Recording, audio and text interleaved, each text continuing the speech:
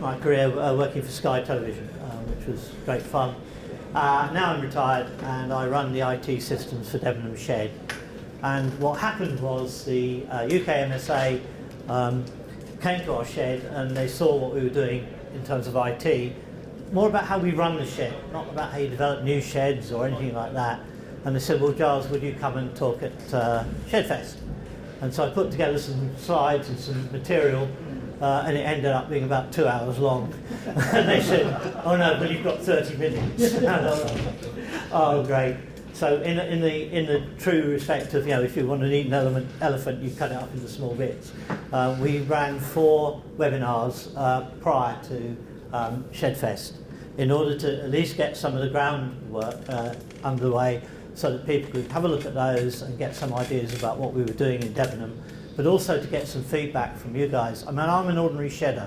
I am not a member of UK MSA, so this session is more about what do you guys want from UK MSA, and I'm quite happy to champion those for you and lead that so that we improve the IT that we have in sheds and share more and more things. So the first session was about fixed assets and pack testing. We spent quite a lot of time on that. I will be going through each of these sort of in turn to give some of the feedback about what we found from those sessions. But pack testing, portable appliance testing, not mandatory, but you feel a lot more comfortable in your shed if you know that your electrical kit is safe. And so it's a good idea to do it, even though you don't actually have to do it.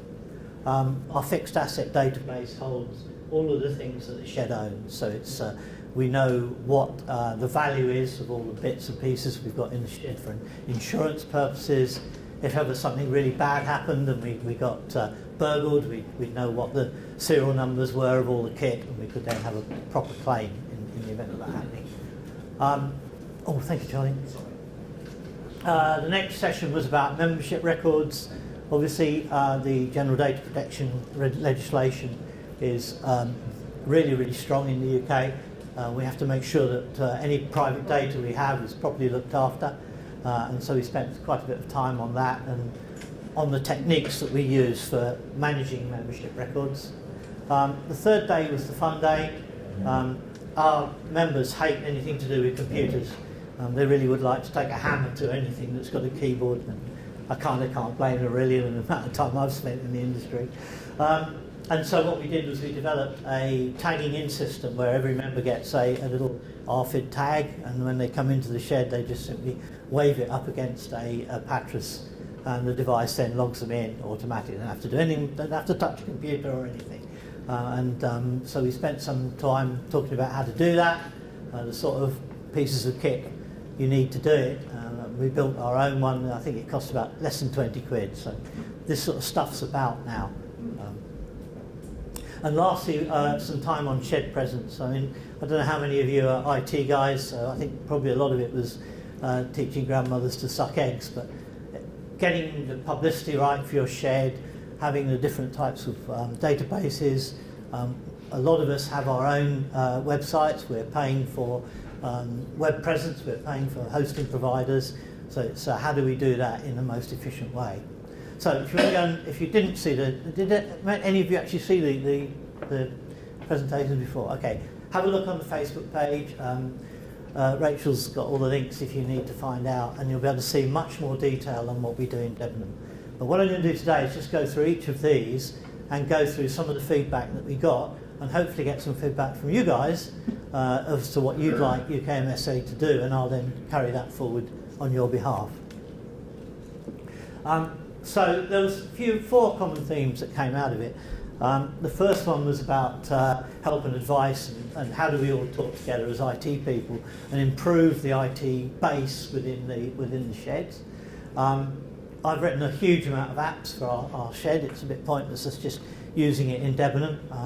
Can we find some way of rolling that out to other sheds where you guys want to do it yourself, or you want to take what we've done? That's quite a big thing.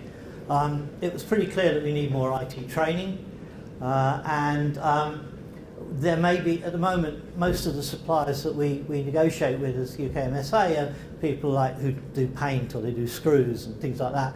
We don't at the moment deal with IT companies, and I think there's probably a place for us to deal with IT companies. a bit more detail, I think probably the easiest way to share information would be if we had some kind of IT group within UK MSA. And so what my suggestion is that we ask UK MSA to create a email address. There is one. There is? Oh, good. Support app.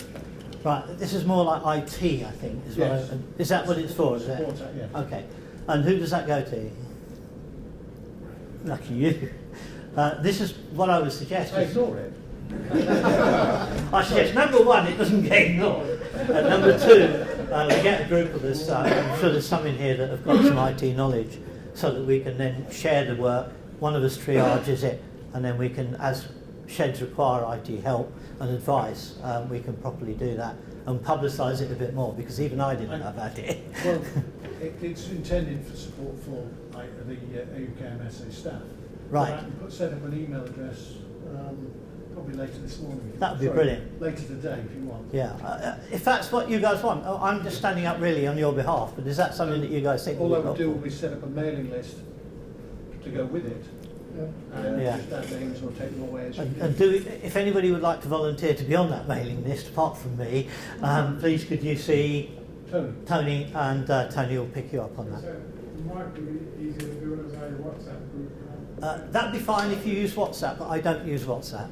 That's the problem, is that an awful lot of people don't use WhatsApp. Yeah. One of the things that Sky lawyers do is scare the bejeebers out of you about social media, so I tend historically have never got involved in that. But lawyers do that generally. They don't scare us about everything, but that one in particular. Okay, so is that a conclusion from today, that there will be people who'll be willing to talk to and get that sorted? Number one? Yeah, I'll get a piece of paper on the desk by the, as you came in where you got your goodie bag. By the way, don't throw these things around as a tin of paint in it. One or two of them empty. But if you go to the desk there and just leave your email address, and then we'll set the mailing list up and go from there. Excellent. One up. The second thing was sharing applications. So there's a few of the apps that I've been writing for the shed in Debenham. So we've got how we share our committee meetings. We have a couple of websites really. We have the public one, which anybody can come, you Google it, you'll find it. And we have the private one, which is what the members go to, where all these additional apps are. So generally speaking, we have multi-layers of security, but generally speaking, the general public don't get to see these apps. It's the members that get to see them. Yes, sir? So just a quick question. Is it okay, well, can we get a copy of your slide deck? You certainly can. Okay. I'm not sure how, but you can. Okay. We'll put it on the UKMSA website. You'll get it on the UKMSA Great, website. Safe taking notes. No, don't bother taking notes. You'll get that. And then, there's a man with a camera there, so you'll get to get it all anyway. So I just go through the apps. There's shared documents. There's the sign-in system with the tags. We spoke about that. There's stock control, because things that we sell, we keep a stock control and we notify when they get sold, and we get some idea about the P&L we get from that. Going back to the sign-in system is really useful because we also use it for attendance reporting. So when Tony, our treasurer, goes to try and get some money from a sponsor, he can say we had 2,300 man-hours in the shed last year. And that, we're pretty, actually 2,342 I think was the actual number, but that's detail. You divide the time by half, because the rest of the time they're just talking. Unfortunately, no, we make it as big as possible. If possible, double it would be a better idea. But yeah, I mean, that sort of data you've got, it also allows us to see if somebody stops coming to the shed. We sort of see there's XXX, nothing, no. Oh, maybe there's some problem with that person, so we want to follow them up. So the data has a sort of an added benefit. Projects is to stop a database of projects, so we manage how they're approved to make sure that, when we are doing projects that involve expenditure within the shed, that that's properly approved and we know what we're doing at any point in time.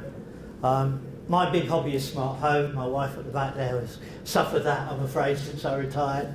But we use that for controlling our heaters. We also have a monitor on our electricity meter so that we can see how much electricity we're using.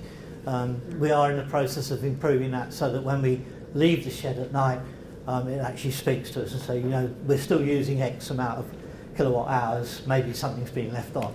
That's the sort of thing that we're working on right now. We also use that for to link up with CCTV, motion sensors, so that we can turn the CCTV on or off depending on whether the shed's occupied or not. And we know it's occupied because people have tagged in and tagged out. Fixed assets and power we talked about. We have an issues list, which is basically, yes sir? Can I, just for a bit of scale here, can I ask how many members you've got at Debenham Shed? Tony will tell you exactly. 45. Okay. Does that make sense? Well, yeah, because I'm just thinking of our situation where we've got less than half that. 30 Yeah. I suppose. It is a scale thing, and you know, you'd never build this stuff if there were 5 of you. You know, but here it's grown, and we've had members come and go, so it has been worthwhile to do that. The issues list is basically the agenda for the committee at the end of the day. We have a suggestion scheme, so if anybody wants us to do anything, buy anything, a member can just fill in a suggestion. We consider that at the committee meeting and then approve or otherwise. And the intruder system is really based on the logging in system and motion sensors. So I don't have time to write one of these for every single shed in the country. But it's all reasonably well documented. There's a wiki about how it all works. If there's a group of you that are interested in taking that code, I can bundle it up, put it on GitHub, or I can just FTP it off to you if you want. So again, if you email the whatever email address we end up with, I'll make sure that we work out how we do that. And you guys have probably got your own software as well that you develop. It's not just a Giles show. There's got to be stuff that you guys have built that we can all, horrible American term, leverage. We can all share and improve the lot and improve the productivity, improve what we know about our sheds, what's going on, if we share it. Yes, sir? Are you going to cover later on the software that's available to charities free? Yeah, I'm going to talk a bit more of that later on. These are things that kind of I couldn't find something that was already built for, yeah? But we did, in the sessions, in the actual video sessions we did, we covered each bit of that 4-lot group, and we covered what free software we used in each place, yeah?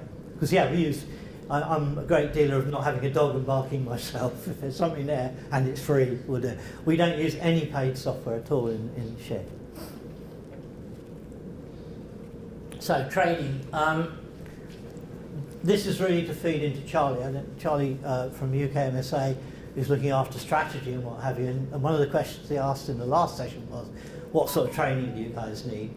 And I said, well, I'll ask the guys in the IT session what sort of IT training they'd want.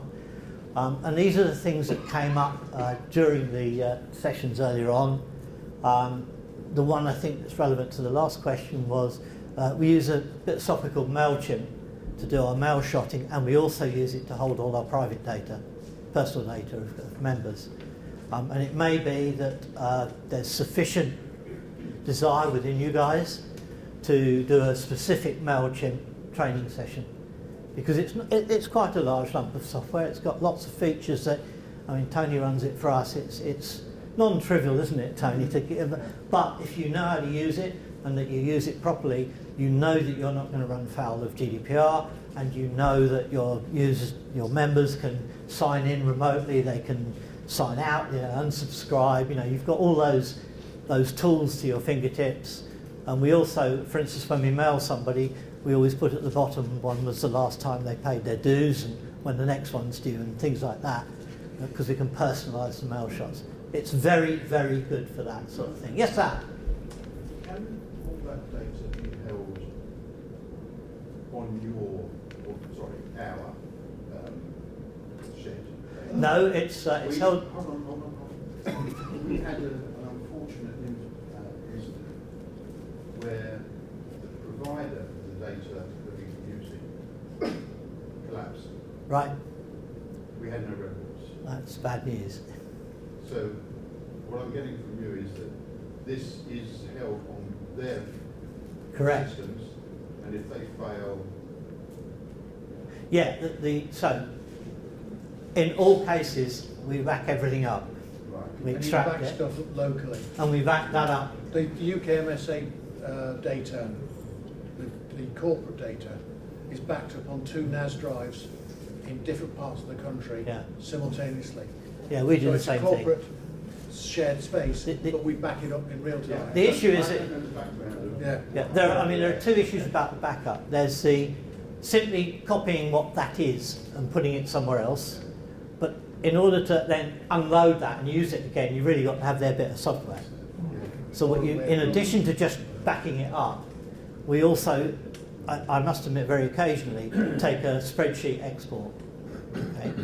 Now, the problem with all those things is what you've exported has to be securely held, otherwise you're going to run foul of GDPR. So you have to really think about how you're going to do that backup strategy. However, the things I'm talking about here, they're major. I mean, MailChimp's got millions of subscribers. If they went bust, pretty much 3/4 of the companies in the country would go out. You know, it is a huge. WordPress is free open source software, so there is no WordPress company.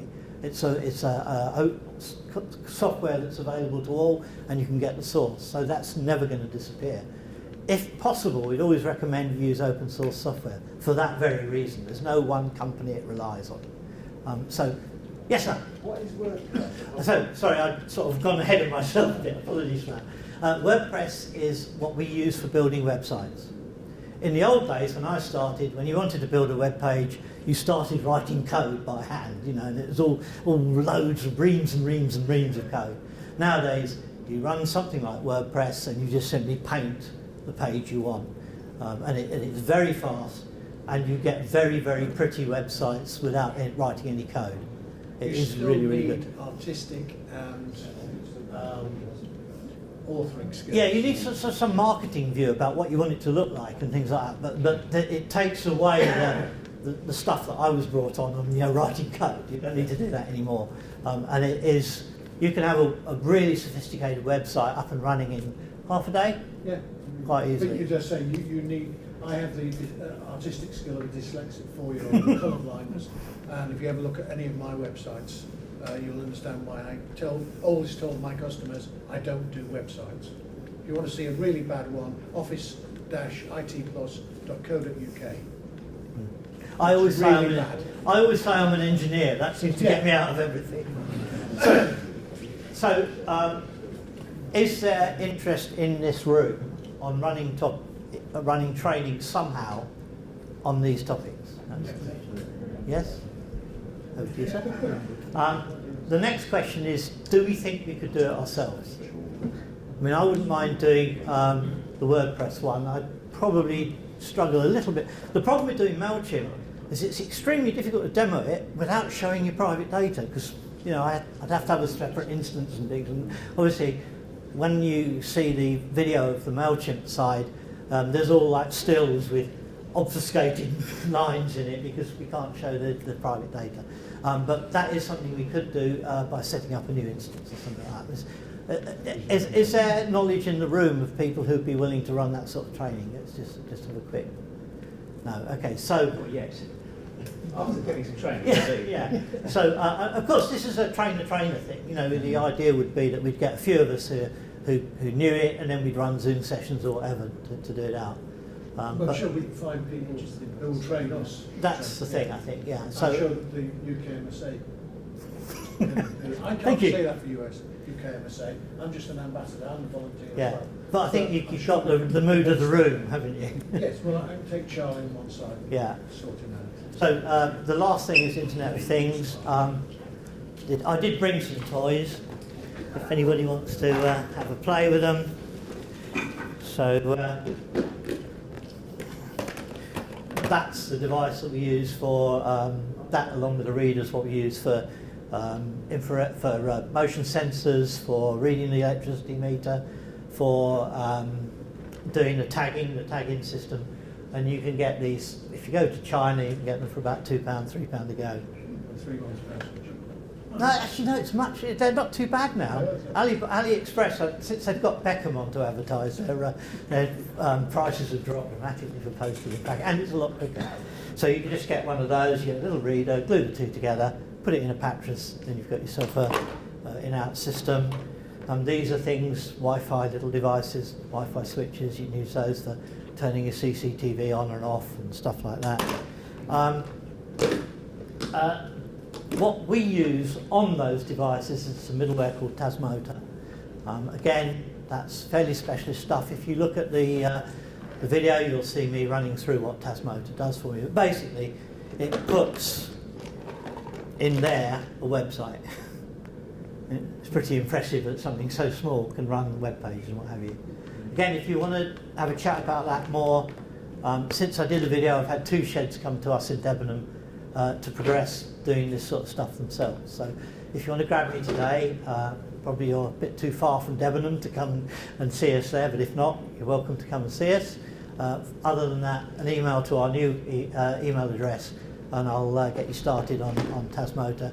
And if there's sufficient interest, I'll run a training course in how to get it going. Is that the sort of thing that people are interested in doing? Good? So could you explain Tasmota a bit more? Yeah, certainly. Yeah, this is one of my favourite topics. So, You got 30 a company called Expressive produced a little tiny chip that does Wi-Fi and has a fairly powerful processor, and you can put a reasonable amount of memory with it. And pretty much every Wi-Fi device, the fridges, the cookers, anything that says it's Wi-Fi connected has probably got that chip inside it, probably. And what happened was a guy called Torsten Ahrens developed a set of software that you could burn into those machines.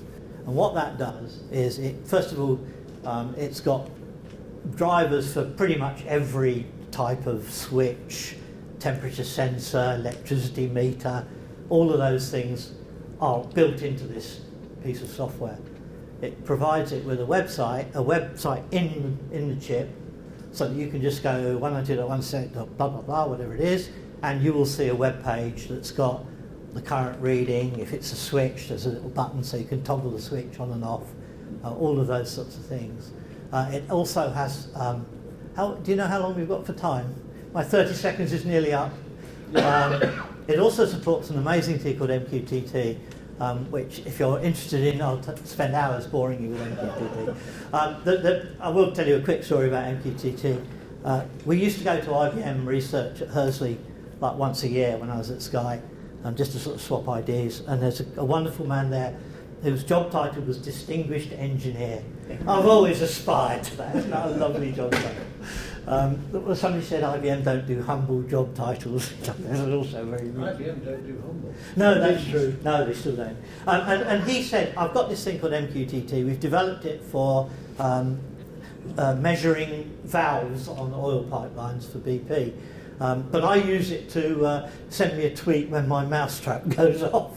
And I thought, yes, okay, this is IBM Hursley, you know, not quite on the same planet as me. But now I'm afraid, 20 years later, he has converted me. So if anybody's interested, drop an email into the new email address and we'll work out whether we want to set up a training session or whether just a one-to-one. If you want to grab me later on today, I will be around and we'll see what we can do about showing you a bit more about what it does. Sorry, a bit more than 30 seconds.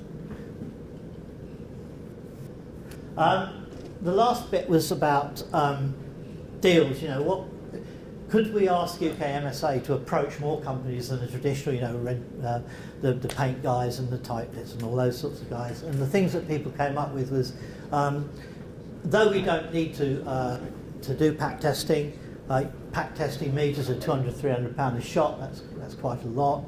Some sheds have arranged into groups and they share them, which is a brilliant idea.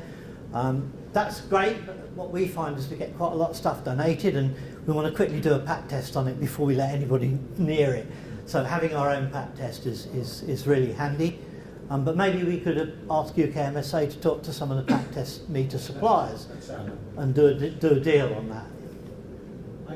On the web hosting, you can already get a charity account with Crystal.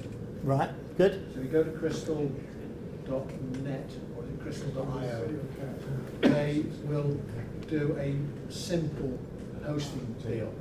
So you get email, you get web hosting. Oh, sorry, you've gone on one. Wait a minute, try to get on But that. you can get all of that for free from Crystal.